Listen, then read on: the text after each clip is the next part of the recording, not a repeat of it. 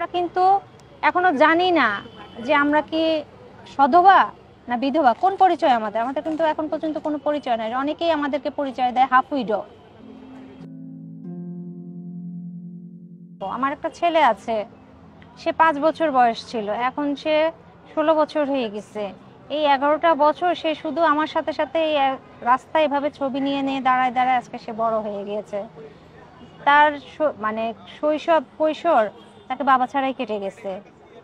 এখন আমি কখনো ওকে ওর সামনে আমার নিজের বাবার কথা বলতে পারি না, কারণ আমি যখন আমার বাবার কথা বলবো হয়তো ওর মনেও একটা কষ্ট জাগবে যে আমার বাবাও বোধহয় আমাকে এভাবে করতো, আমার বাবা থাকলে আমাকে এখানে নিয়ে যেত, এভাবে আদর করতো। এই কষ্টে আমি পারি না আমার ছেলের সামনে আমার নিজের বাবার কথাগুলো বলতে। আমার বাচ্চা বাবাকে দেখেনি, বাবা কি ওই জানি না, বাবার আদর বুঝি না।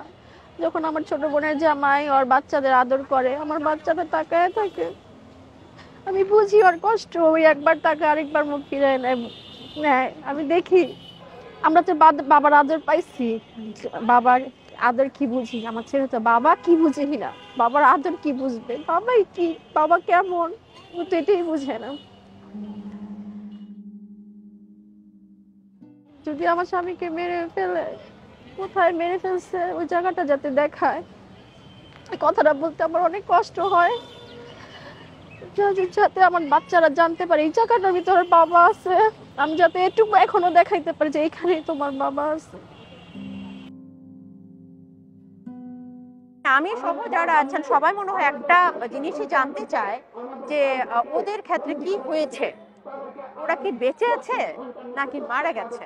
যদি বেঁচে থাকে, আল্লাহর অশেষ রহমতে যদি ওরা বেঁচে থেকে থাকে, আমরা চাই ওদেরকে অক্ষত অবস্থায় যেভাবে থাকুক, হাড্ডি মাংস থাকুক, আমার ভাই সহ যারা আছেন আমি তাদেরকে ফেরত চাই।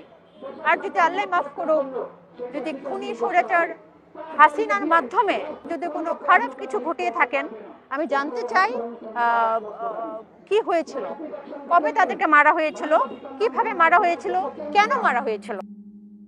আমরা একটা খবর জানতে চাই, একটা সন্ধান জানতে চাই, একটা সন্তান যেন আমি নামাজে আমার মা যেন দোয়া করতে পারে যে আমার সন্তান মারা গেছে, আল্লাহ তুমি তাকে বেহেশতবাসী করো। আমার মা দোয়া করতে পারে না নামাজে, আমি নামাজে মুনাজাতে কিছু বলতে পারি না, কিছু বলতে পারি না আসলে ভাইয়া।